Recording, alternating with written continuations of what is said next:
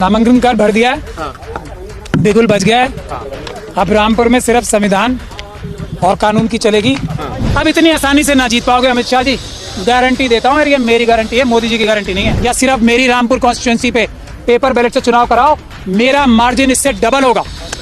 अगर इस्तीफा दे दूंगा। अगर मुझसे ज्यादा अच्छा कैंडिडेट कोई ऐसा है जो पुलिस और प्रशासन को ये इलीगल गतिविधियां करने से रोक सकता है मुझसे बेहतर तरीके से, तो मैं अभी भी अपना कैंडिडेचर विड्रॉ कर लूंगा। ये हमारा मेन एम है कि आरएसएस और बीजेपी को रोका जाए। 20% के करीब वोट झूठे एक पर्टिकुलर पॉलिटिकल पार्टी और एक पर्टिकुलर पॉलिटिकल ग्रुप छीन लेता है दूसरे की जेब से, दूसरे के वोटों में से। हम संविधान के साथ जो छेड़छाड़ करने की कोशिश करेगा उसको बर्दाश्त नहीं कर सकते देश में। ये पुलिस और प्रशासन उत्तर प्रदेश में सबसे ज्यादा संविधान के साथ छेड़छाड़ कर रहा है। दोस्तों नमस्कार, मेरा नाम है रुन और आप देख रहे हैं टाइम्स एक्सप्रेस। फिलहाल मेरे साथ महमूद प्राचा जी हैं जिन्होंने आज जो है रामपुर से नामांकन किया है। सर से बातचीत करते हैं। सर, अभी आप जो है नामांकन करके आए हैं, तो क्या कहेंगे? नामांकन कार्ड भर दिया है, बिल्कुल बच गया है। अब रामपुर में सिर्फ संविधान और कानून की चलेगी। जो भी वर्दी में लोग हैं या बगैर वर्दी के लोग हैं, संविधान और कानून का उल्लंघन करने की ना सोचें। रामपुर की जनता के साथ जो अन्याय इतने सालों से हो रहा है और वो बहुत ही शांतिपूर्ण ढंग से उसको झेल रहे हैं।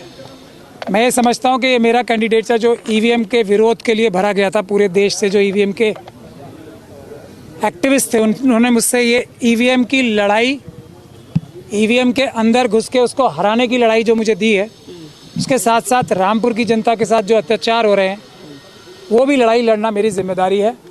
और मैं रामपुर की जनता का नौकर नंबर 1 बनने की कोशिश करूंगा, क्योंकि मेंबर ऑफ पार्लियामेंट किसी भी लोकसभा सीट का सबसे बड़ा नौकर होता है जनता का। उसके बाद डीएम होते हैं, उसके बाद एसएसपी होते हैं, मतलब ये सब एमपी से छोटे नौकर होते हैं जनता के। और हमारा एक मेन काम यही रहेगा कि अब से रामपुर की जनता मालिक बने और हम सब, मैं तो अभी अप्लाई किया नौकर बनने के लिए, लेकिन जो नौकर हैं ऑलरेडी, डीएम साहब, एसएसपी साहब, दूसरे कर्मचारी, वो सब नौकरों की तरह मालिकों से बिहेव करें, ऐसी मैं गुजारिश करता हूं। आप लगातार पुलिस प्रशासन उनको बड़ा निशाने पर ले रहे हैं कि ढंग से काम करे, नहीं तो ये वो, मतलब ये ऐसा सब क्यों? देखिए, इसलिए मुझे मजबूरी में ये कहना पड़ रहा है। अगर आपने देखा होगा सबने, तो एक बहुत बड़े नेता हैं रामपुर के, वो अभी जेल में हैं। उन्होंने जेल से एक ऐसा पत्र लिखा, उसको देख के किसी का भी दिल दहल सकता है और ये सोच सकता है कोई भी कि इतना बड़ा नेता अगर ये चीज़ लिख रहा है कि 3 साल तक जिन अधिकारियों की, मैंने वो लेटर पढ़ा है, पब्लिक डोमेन में है, जिन अधिकारियों की पोस्टिंग 3 साल तक होनी थी उन्हें 5 साल तक इसलिए रखा गया है कि पिछली बार की तरह जो चुनाव में हुआ, और पिछली बार में मुझे बताया जा रहा है कि चुनाव में जो वोटिंग हुई वो इतनी कम हुई कि उसकी वजह से ख़ास पार्टी को फ़ायदा हुआ, क्योंकि जो वीकर सेक्शंस थे, जो कमज़ोर तबके थे, उन्हें वोट ही नहीं डालने दिया गया, उनको घरों से नहीं निकलने दिया गया, और उसमें प्रशासन का और पुलिस का और सेंट्रल फोर्सेस का भी गलत इस्तेमाल हुआ। इसीलिए मैं बार बार पुलिस की बात कर रहा हूँ। और ये एक और अहम बात मैं आपको बता दूं कि इलेक्शन कमीशन, आप सबको पता है, बड़े बड़े कैंपेन चलाती है, बड़े बड़े अभिनेताओं और नेताओं की फ़ोटो लगा के कैंपेन चलाती है कि आप अपना वोट डालें। वोट डालने के लिए देश के हर एक नागरिक को रिक्वेस्ट करती है, बहुत पैसे खर्च करती है।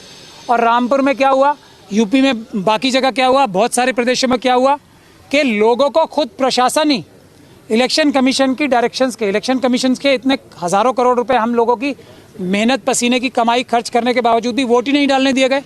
तो ये बहुत बड़ा अपराध है। किसी को वोट डालने से रोकना बहुत बड़ा अपराध है। तो कोई सपने में भी ना सोच ले इस बार कि कोई किसी को वोट डालने से रोकेगा। दूसरा, ईवीएम में जो गड़बड़ी हो रही है वो भी करना सपने में भी ना सोच ले।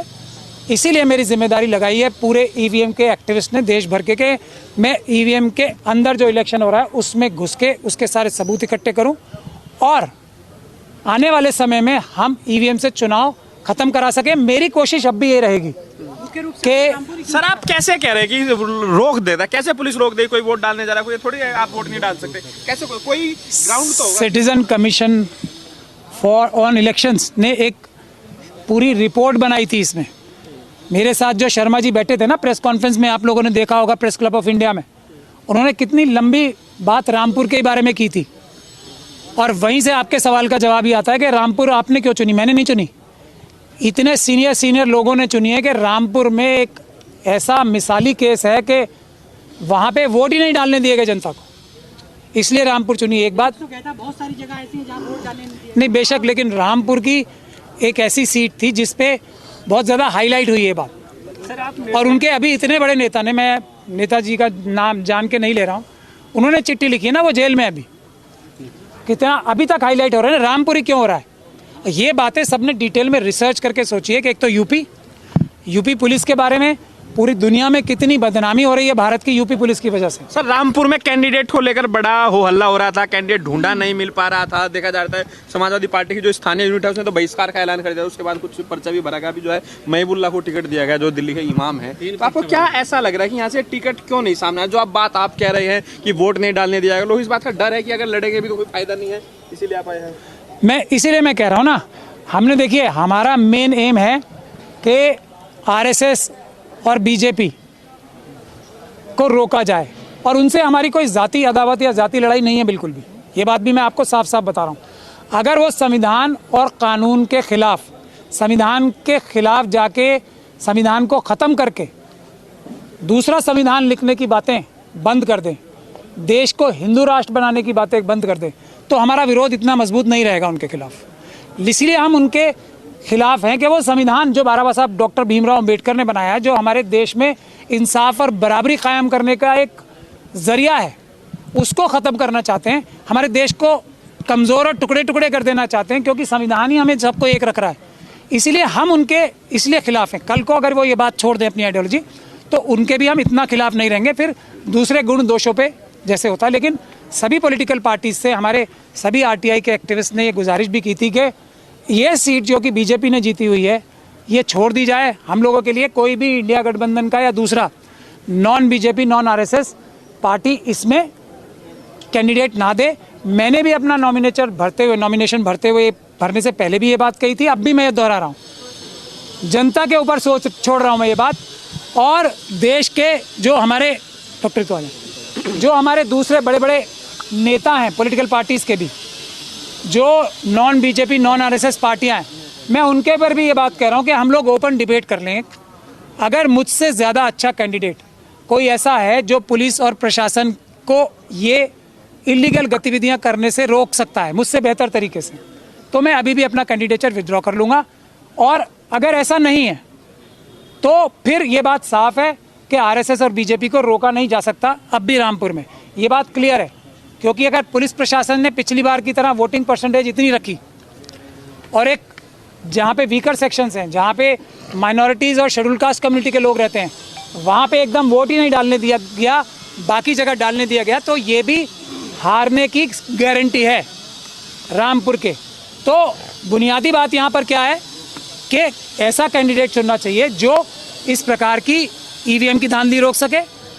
दूसरा, ये जो वोट ना देने की जो यहाँ पे एक पिछले सालों में एक वोट देने से रोकने की इलीगल क्रिमिनल एक्टिविटीज़ प्रशासन और पुलिस करता है, उसको रोकने के लिए जो भी बेस्ट कैंडिडेट है उसको चुन लिया जाए।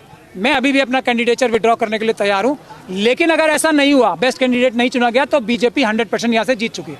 मुहिबुल्लाह नदवी यहाँ से लड़ रहे हैं, असीम राजा यहाँ से लड़ रहे हैं, उसके अलावा जीशान खान यहाँ से लड़ रहे हैं, और अब महमूद पराचा भी यहीं से लड़ रहे हैं। 4 मुसलमान एक ही सीट से खड़े हो रहे हैं, और अभी आगे पता नहीं अभी तक कितने नाम और सामने आ जाएंगे। तो आप कैसे इसको देखते हैं? क्योंकि आप लोग कहते हैं कि भाई AIMIM आ गई, इसने वोट कार्ड डाले, उसने वोट कार्ड डाले, यहाँ तो आप चारों खुद मुसलमान खड़े हैं एक ही सीट पर। शुक्रिया ये सवाल पूछने के लिए। देखिए, कल तक जो चर्चाएं चल रही थी जी, इमाम साहब का नाम नहीं था उसमें, तो अब हम लोग तो अनाउंस कर चुके थे, तो शायद ख्याल रखा जाना चाहिए था। अगर कैंडिडेचर विड्रॉ भी नहीं करना था तो भी शायद इस बात का ख्याल रखा जाना चाहिए था। लेकिन कोई बात नहीं, हमारी किसी से नाराज़गी नहीं है। लेकिन बुनियादी बात मैं आपको बता रहा हूँ, चाहे कैंडिडेट किसी भी धर्म से हो, रामपुर में ख़ास तौर पे इस बात का एस्टेब्लिश प्रूफ है। पहली चीज़ जो चाहिए यहाँ पे, पहली चीज़ जो चाहिए यहाँ पे, वो जो वोट देने ही नहीं दिया जाता अपराध करके प्रशासन और पुलिस द्वारा, उसको रोकने के लिए कौन सबसे मजबूत कैंडिडेट है ये हो। जी जीत कर भी इस्तीफा देंगे, ऐसे भी वायरल होने वो मैं उसको करेक्ट कर दूं, मैंने क्या कहा है आप देख लीजिएगा मेरी बात, क्योंकि मैं लफ्ज़ कोशिश करता हूं तोल के बोलूं, कोई ऐसी बात ना बोलूं जो मैं पूरी ना कर सकूं, तो मैं उस पर बता रहा हूं। तो बुनियादी बात है कि इलेक्शन शुरू होने से पहले ख़त्म हो जाएगा अगर कोई ऐसा कैंडिडेट नहीं है। इसलिए हम में से बैठ के बात कर लें अभी भी हम। अगर लोग ये समझते हैं कि इमाम साहब मुझसे बेहतर पुलिस प्रशासन से मुकाबला करके उनको पीछे हटा सकते हैं कानून और संविधान के जरिए, तो बेशक मैं उनके हक में विड्रॉ कर लूँगा कैंडिडेचर। मैं अभी भी आपको कह रहा हूँ। अब मैं आपकी बात बताता हूँ, इस्तीफे वाली बात। मैंने जो कहा था वो ये कहा था कि ईवीएम की लड़ाई है, देश में ईवीएम की लड़ाई हो रही है। 20% के करीब वोट झूठे एक पर्टिकुलर पॉलिटिकल पार्टी और एक पर्टिकुलर पॉलिटिकल ग्रुप छीन लेता है दूसरे की जेब से, दूसरे के वोटों में से। तो हम तो लड़ाई इसी बात की लड़ रहे हैं ना। मेरा इलेक्शन इतना इंपॉर्टेंट नहीं है जितना ईवीएम की लड़ाई इंपॉर्टेंट है, ईवीएम को रोकना इंपॉर्टेंट है। इसीलिए सारे देश के ईवीएम एक्टिविस्ट ने मुझे बोला था कि आप बेस्ट आदमी हो जो ईवीएम की सारी कमियां रंगे हाथों जैसे चोर पकड़ा जाता है पकड़ सकते हो, और हम इतने सारे सबूत कलेक्ट कर लेंगे कि हम फिर कोर्ट में एक मजबूत पिटीशन लगाएंगे। 40-40 पिटीशन जो आधी कच्ची आधी पक्की लगी हैं उसकी तरह गिर नहीं जाएंगी। हर पिटीशन जो गिर रही है उसकी वजह क्योंकि हर स्टेज पे पुख्ता तरीके से सबूत इकट्ठे नहीं किए गए हैं एक्चुअल वोटिंग प्रोसीजर में। एक बात, दूसरी बात ये, अभी मेरे तरकश में बहुत तीर हैं ईवीएम रोकने के लिए, तो ऐसा मत समझे कि तरकश में तीर मेरे ख़त्म हो गए या और मैंने बैटल्स में हथियार डाल दिए। इस चुनाव में भी 2024 के अगर पॉलिटिकल पार्टीज़ मेरा आप भी साथ दे दें, मैं अपना कैंडिडेचर 30 तारीख को विड्रॉ कर लूँगा, मैं आप भी बता रहा हूँ। लेकिन ईवीएम के लिए सब सड़कों पे आ जाएं सारी पॉलिटिकल पार्टीज़ जो नॉन बीजेपी नॉन आरएसएस है। मैं अपना कैंडिडेचर अभी विड्रॉ कर लूँगा क्योंकि वो देश की बचाने की बात है। मेरा एक कैंडिडेचर है, ये सीट अब लोग मुझे बोल रहे हैं कि मैं 100% जीत रहा हूँ। मैं कोई शास्त्री नहीं हूँ, लेकिन कौन है वो बागेश्वर शास्त्री, लेकिन लोग ऐसा मुझे बोल रहे हैं। लेकिन फिर भी मैं ये सीट से विड्रॉ कर लूँगा अगर सारी अपोजिशन की पॉलिटिकल पार्टीज़ ये करें कि मैं सबसे आगे गोली खाने को तैयार हूँ। हमें इलेक्शन कमीशन के बाहर, प्राइम मिनिस्टर के घर के बाहर, हमें पूरे देश में ईवीएम के खिलाफ आंदोलन करना चाहिए। मैं आगे रह के गोली खाने को तैयार हूँ। मैं अभी भी 30 तारीख तक अपना कैंडिडेचर विड्रॉ कर लूँगा। अब मैं आपके सवाल का जवाब देता हूँ।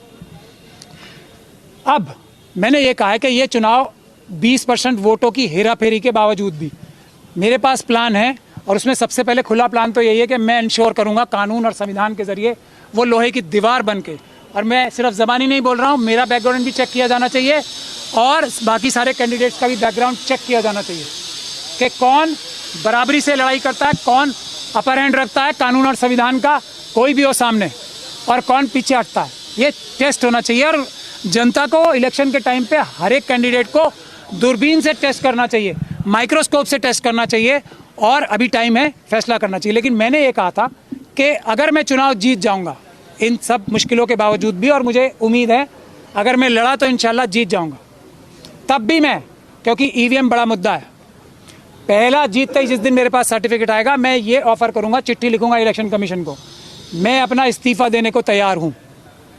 आप पूरे देश में या सिर्फ मेरी रामपुर कॉन्स्टिट्यूंसी पे पेपर बैलेट से चुनाव कराओ, मेरा मार्जिन इससे डबल होगा। अगर डबल नहीं होगा तब मैं इस्तीफा दे दूंगा। पेपर बैलेट से मेरा मार्जिन डबल नहीं हुआ जीतने के बाद भी, तब मैं इस्तीफा दे दूंगा। मैं ये कह रहा हूँ। सर, वोटिंग का समय कम है तो कैसे लोगों से मिलेंगे आप? और उन्होंने खुद राष्ट्रीय अध्यक्ष जी को ऑफर किया है चुनाव लड़ने के लिए रामपुर से, तो जब वो नहीं लड़ पा रहे तो आप किस हालत में लड़ेंगे इनसे? और कल तक तो आजम खान जी के खेमे से ये बात तय हो गई थी कि चुनाव नहीं लड़ा जाएगा, तो फिर आज कैसे? देखिए मैं आपसी तालमेल आप लोगों के बीच कुछ मैं अखिलेश जी को देश का बड़ा नेता मानता हूं और मैं उनकी बहुत इज्जत करता हूं, और रामपुर में एक ज़बरदस्त घमासान युद्ध होना है, और मैं ये भी मानता हूं कि उन्होंने यहाँ से चुनाव न लड़के ठीक काम किया है। क्योंकि वरना फिर वो यहीं फंस जाते। उनकी ज़रूरत बाकी कॉन्स्टिट्यूंसी में भी है, यहाँ से वो कदम बाहर नहीं निकाल पाते, जो कि पिछले सालों में देखा गया है कि पुलिस प्रशासन क्या करती है, ये बात तय है। तो ये कि उन्होंने अच्छा फैसला किया है, मैं इस बात को का समर्थन करता हूँ। मगर बुनियादी बात वही है कि अब भी ये सीट जीतनी है तो पहला टेस्ट वही है, कौन प्रशासन के सामने खड़ा रहेगा, किसकी टांगें प्रशासन के सामने कांपेंगी, ये पहला टेस्ट होना चाहिए और उसके लिए हिस्ट्री उठा के देखी जानी चाहिए। बाकी सवाल जो आप पूछ रहे हो वो आपको समाजवादी पार्टी से पूछने चाहिए, मुझे उस बारे में कोई जानकारी है नहीं। तो आपकी सिर्फ लड़ाई प्रशासन से है क्या? सिर्फ लड़ाई यहाँ के प्रशासन से है? मेरी लड़ाई आज से नहीं, और डॉक्टर रितु मेरे साथ खड़ी हैं, बदरिया साहब मेरे बराबर में खड़े हैं, रनौत साहब मेरे बराबर में खड़े हैं, देख लीजिए आप, ये सब गवाह हैं इस बात के। मेरी लड़ाई ही एक है, बाबा साहब डॉक्टर भीमराव अंबेडकर के हम फॉलोअर्स हैं, अंबेडकराइट हैं। हम संविधान के साथ जो छेड़छाड़ करने की कोशिश करेगा उसको बर्दाश्त नहीं कर सकते देश में। ये पुलिस और प्रशासन उत्तर प्रदेश में सबसे ज़्यादा संविधान के साथ छेड़छाड़ कर रहा है। हम लोगों को रात को नींद नहीं आती है उत्तर प्रदेश के बारे में सोच सोच के। हमारी लड़ाई हर उस जगह है जहाँ पे संविधान के साथ छेड़छाड़ करने की सोचा नहीं जाएगा, यहाँ तो किया जा रहा है, सोचा नहीं सपना भी लिया जाएगा ना जहाँ पे, वहाँ हम मजबूती के साथ खड़े होंगे।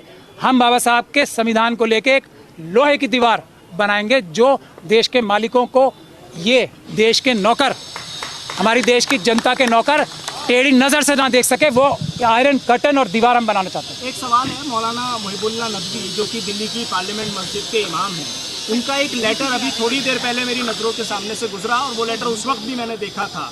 उसमें सीधे तौर पर ये चीज़ नज़र आ रही है कि जब उनको हटाया जा रहा था उस मस्जिद से, तो उस मस्जिद में उनको वापस कायम कराने वाले खुद ये महमूद पराचा हैं जो यहाँ सामने खड़े हैं। तो फिर अब वो समाजवादी पार्टी से चुनाव लड़ेंगे, पराचा निर्दलीय लड़ेंगे, दोनों आमने सामने होंगे, क्या टिप्पणी है इस पर? बहुत अच्छा सवाल। शुक्रिया ये पूछने के लिए, मैं थोड़ा एम्बैरेस भी हो रहा हूँ, मगर आप जर्नलिस्ट हो, नहीं, आपस में बातचीत कर सकते थे आप दोनों, क्या नहीं ऐसा? उनको करनी चाहिए ना बातचीत। उनकी कोई मजबूरी रही होगी। मेरा तो देखिए, वो मेरे पास आए, कोई भी आता है ना मेरे पास मजलूम आता है कि मुझे पुलिस तंग कर रही है, उन्हें पुलिस बहुत तंग करती है। एक और भी चीज़ है वहाँ पे, मतलब वो पुलिस उनको कई बार नमाज पढ़ाने भी नहीं देती है। और जो कोविड वायरस के टाइम पे ऐसा हुआ है, वो मेरे क्लाइंट हैं, मैं, और ये उनको एक तरीके से वहाँ से निकाल ही फेंका गया था उस मस्जिद से। तो फिर वो जब मेरे पास आए, तो कोई भी आता है तो मैं तो अम्बेडकरवादी हूँ ना, मना नहीं कर सकता, और मैंने उनकी पूरी ताकत से मदद की। और एक बहुत ही मजबूत आदमी के सामने, जिसके सामने कोई नहीं टिकता था, अब उनका नाम नहीं लूँगा, वो भी मुनासिब नहीं है नाम लेना, वरना उनके सामने भी कोई खड़ा नहीं हो पाता था, लोग उनसे डर डर के सीटें छोड़ के भाग जाते थे। तो अब अल्लाह ने मेरे ज़रिए उनको वहाँ पर इमाम कायम रखा, ये अल्लाह की मर्ज़ी है, मैं तो सिर्फ एक ज़रिया हूँ। मैं ये समझता हूँ अल्लाह उन्हें चाहता होगा कि वो मस्जिद में इमाम रहें, जामा मस्जिद के, और उसकी वजह से उन्हें फिर टिकट मिले, ये अल्लाह का करना है। अल्लाह की जो मसलियत होती है ना, वो बहुत गहरी होती है। तो ये तो सब लोगों को सोचना चाहिए। मैं अभी भी कह रहा हूँ, हमें बैठ के बात करनी चाहिए, सिर्फ इमाम साहब को ही नहीं, हम सब कैंडिडेट्स को बात करनी चाहिए। ये चुनाव जीत हार बहुत छोटी बात है। इस वक्त जो देश पे संवैधानिक संकट आ रहा है ना, वो मस्जिद तो 123 मस्जिदों में है जिसको तोड़ने के नोटिस दे रखे हैं। अब आप सोच लीजिए, इस लड़ाई का आग का दरिया पार करके मैं अगर उस पार जाता हूं, तो उनकी खुद की मस्जिद बचाने के लिए मैं क्या ज़्यादा बेहतर रोल अदा कर सकता हूं या नहीं कर सकता हूं? क्या वो मेंबर ऑफ पार्लियामेंट, मुझे ये बात बोलनी नहीं चाहिए, क्या वो मेंबर ऑफ पार्लियामेंट बन के भी हम सब मिलके, मैं भी अपना कैंडिडेचर विड्रॉ कर लेता हूँ, क्या वो बेहतर उस लड़ाई को लड़ पाएंगे खुद उस अपनी मस्जिद की? ये भी एक सवाल है जो सोचना चाहिए, जो रामपुर की आवाम को सोचना ही नहीं चाहिए। हम सभी कैंडिडेट से कड़वे सवाल पूछने चाहिए। ये भी एक मैं पैरामीटर तय करना चाहता हूँ। इसीलिए मैं आपका साहिल साहब, ऋतु ने भी आप मेरे से बोलने से पहले ही तारीफ कर दी आपकी। जितने कड़वे से कड़वे सवाल है आप पूछे, उसी से जनता को पता लगेगा कौन आदमी क्या है, कौन आदमी कितना लायक है या नालायक है। एक आखिरी सवाल मैं अपनी तरफ से पूछ लेता हूँ। पराचा साहब, कुछ लोग ये भी कह रहे हैं कि ये कहीं ना कहीं बीजेपी की एक बड़ी साजिश हो सकती है, महमूद पराचा का रामपुर के चुनाव में उतरना। साजिश तो है बीजेपी की रामपुर के चुनाव में, 100% साजिश है, लेकिन महमूद पराचा के उतरने से साजिश में बहुत बड़ा अड़ंगा लग गया है। अब इतनी आसानी से ना जीत पाओगे अमित शाह जी, गारंटी देता हूँ, ये मेरी गारंटी है, मोदी जी की गारंटी नहीं है। बिल्कुल, अब ना जीत पाओगे इतनी आसानी से। मैं हूँ, याद रखना अमित शाह जी, मैं हूँ, याद रखना। ठीक है। अब देख लीजिए 56 इंच की छाती तो मैं बता नहीं रहा हूँ, ये गारंटी दे रहा हूँ कि यहाँ संविधान चलेगा। झूठी बात तो मैं करता नहीं हूँ। 56 इंच की छाती और 2 करोड़ नौकरियां और वैसी बात तो मैं करता ही नहीं हूँ ना। 15 लाख रुपए दी, बहुत सारी चीजें हैं। बेटी भी बचा रहे हैं, वो हाथरस की बेटी, मुझे याद आ गया, ये जो रामपुर का बेटा मारा है।